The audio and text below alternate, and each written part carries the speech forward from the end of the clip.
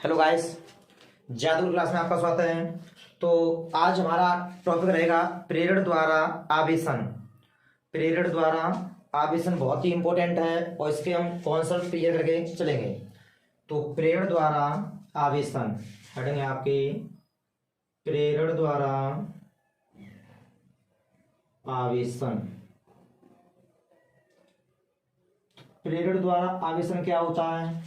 किसी वस्तु को बिना छुए हुए यानी किसी वस्तु को बिना छुए आवेशित करने की जो प्रक्रिया होती है उसे प्रेरण द्वारा आवेशन कहते हैं।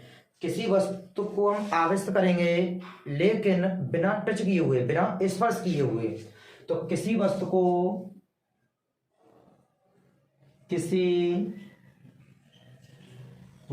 को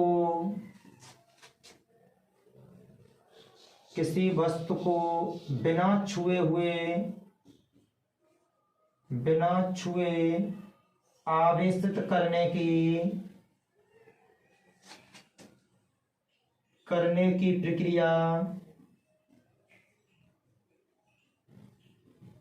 प्रक्रिया प्रेरण द्वारा आवेशन कहलाती है।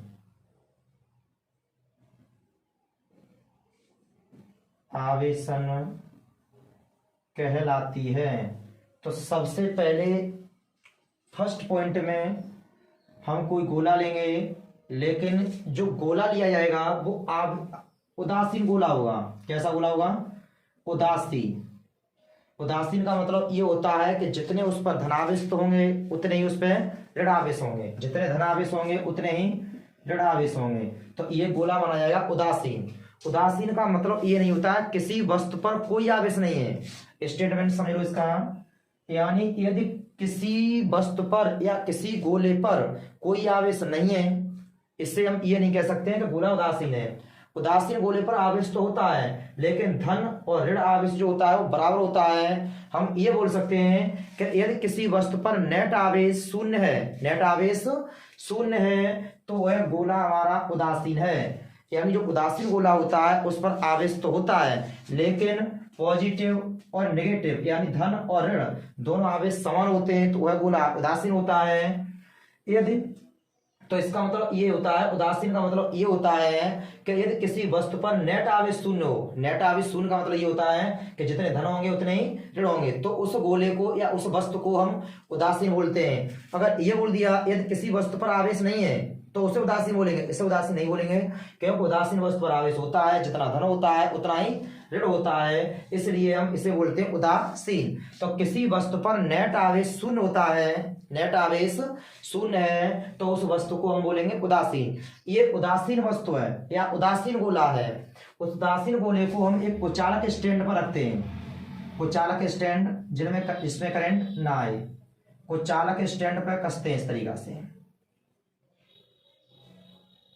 फर्स्ट स्टेप में हम एक उदासीन गोला लेते हैं, इसको कुचालक स्टैंड पर रख देते हैं। दूसरे स्टेप में क्या है, यानी इस गोले को हम आवेशित करेंगे लेकिन दूसरी वस्तु से ये टच ना हो, दूसरी वस्तु से ये टच ना हो यानी स्पर्श ना हो। तो फिर दूसरे स्टेप में क्या करेंगे, ये गोला उदासीन गोला हमारा ये कुचालक स्टैंड पर कसा हुआ है, तो हम इस उदासीन गोले के पास इस तरीका से एक धनावेशित वस्तु लाते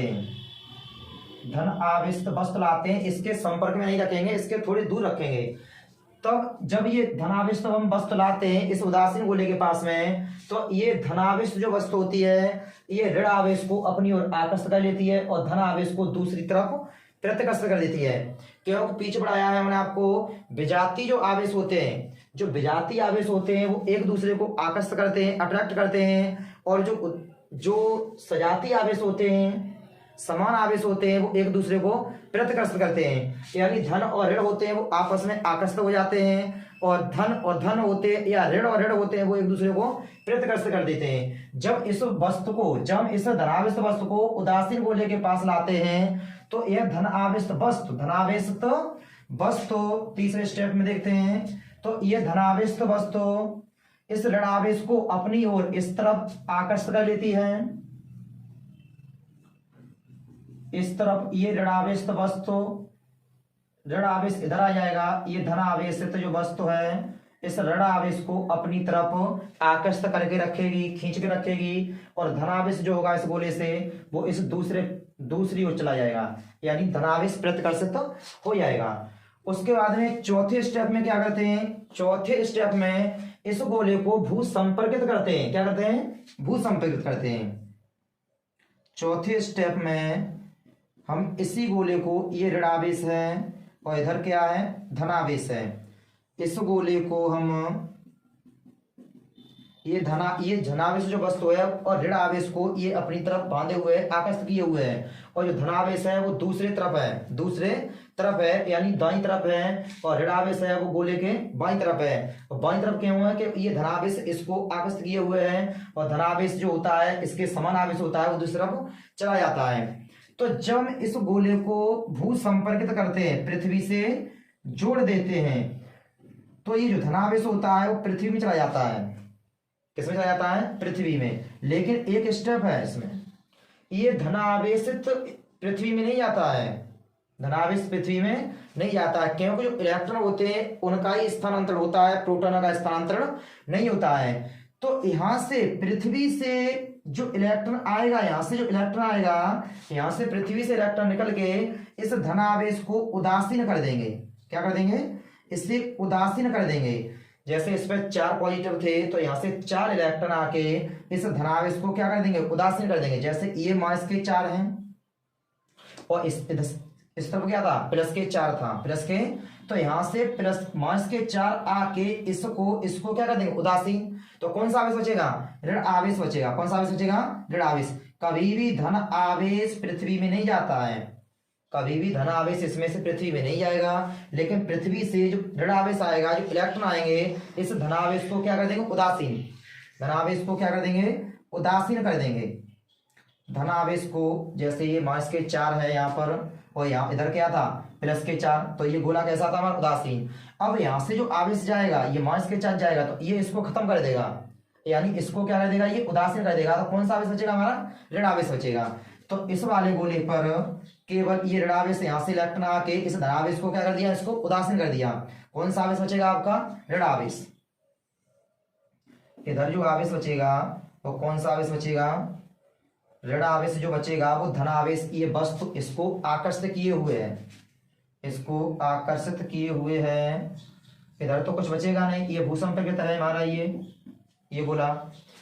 अब हम सबसे पहले ये देखते हैं, सबसे पहले इस भूसंपर्कित को हटाते हैं, भूसंपर्कित को हटाते हैं, उसके बाद में इसको हटाते हैं, उसके बाद में इस वस्तु को हटाते हैं। तो यहाँ पर जो आवेश बचेगा वो कौन सा बचेगा, ऋण आवेश बचेगा। कौन सा आवेश बचेगा, ऋण आवेश।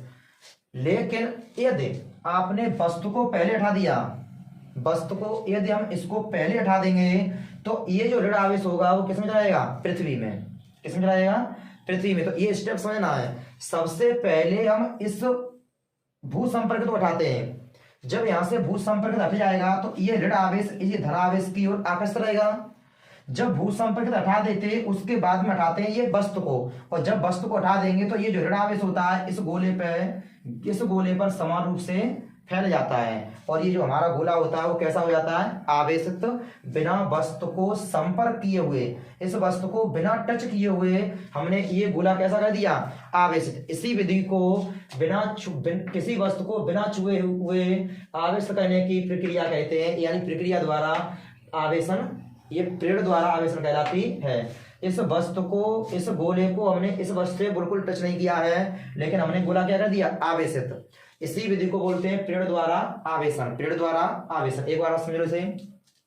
सबसे पहले हमने ये उदासीन गोला लिया है, कुचालक स्टैंड पर कस दिया है, इसके पास हम लेके आते हैं आवेशित वस्तु। तो जो आवेशित वस्तु होती है इसमें से ऋण आवेश को अपनी ओर आकर्षित कर लेती है, और धन आवेश होता है वो दूसरी तरफ चला जाता है। उसके बाद में इस गोले को हम जब भू संपर्कित करते हैं, इस गोले को क्या करते हैं, जब इससे भू संपर्कित करते हैं तो यहां से जो धनावेश होता है वो पृथ्वी में नहीं जाता है, लेकिन यहाँ पृथ्वी से इलेक्ट्रॉन आके इस धनावेश को क्या कर देते हैं, उदासीन कर देते हैं। जब इसे उदासीन कर देंगे तो केवल कौन सा आवेश बचेगा इसमें, ऋण आवेश।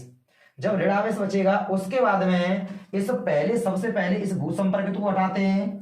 भू संपर्कित को हटाने के बाद में हम इस पृथ्वी इसको वस्तु को हटा देते हैं, तो ये जो ऋण आवेश बचता है वो समान रूप से इस गोले पर फैल जाता है। इसी विधि को प्रेरण द्वारा आवेशन कहते हैं। तो इसका स्क्रीनशॉट ले लो एक बार। अब हम दो गोलों को एक साथ आवेशित करेंगे। दो गोलों को हम एक साथ आवेशित करेंगे। तो ये दो गोले हैं उदासीन और ये दोनों संपर्क में रखे हुए हैं। ध्यान रखना, उदासीन जो गोले होते हैं उनको तो हम संपर्क में रख सकते हैं, लेकिन एक उदासीन हो एक आवेशित हो तो उसको हम टच नहीं कर सकते हैं। तो ये दोनों गोले उदासीन है हमारे। इन दोनों गोलों को हमें एक साथ प्रेरण द्वारा आवेशित करना है, यानी जितना इसमें धन होगा उतना ही इसमें क्या होगा, ऋण। जितना इसमें धन होगा उतना ही इस पर क्या होगा, ऋण। इसको हम, ये दोनों गोले हमारे कैसे, ये दोनों गोले हमारे उदासीन है। इन दोनों गोलों को हम पृथ्वी से इस तरीका से कुचालक स्टैंड से इस तरीका से कस देते हैं। ये कुचालक स्टैंड है हमारे।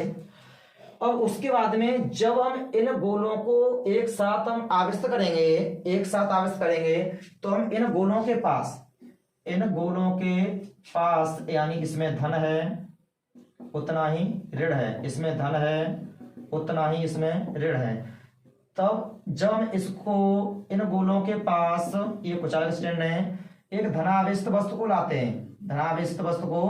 लाते हैं तो धनावेशित जो वस्तु होती है वो ऋण आवेश को, इन दोनों गोलों से ऋण आवेश को इस पृष्ठ पर इकट्ठा कर देती है और धन आवेश जो होता है वो दूसरी तरफ चला जाता है। धनावेश दूसरी तरफ चला जाता है और ऋण आवेश इसकी तरफ आ जाता है।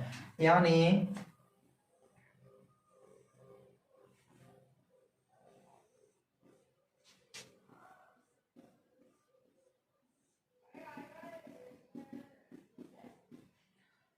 ये हमारी धनावेशित वस्तु है इस तरीका से।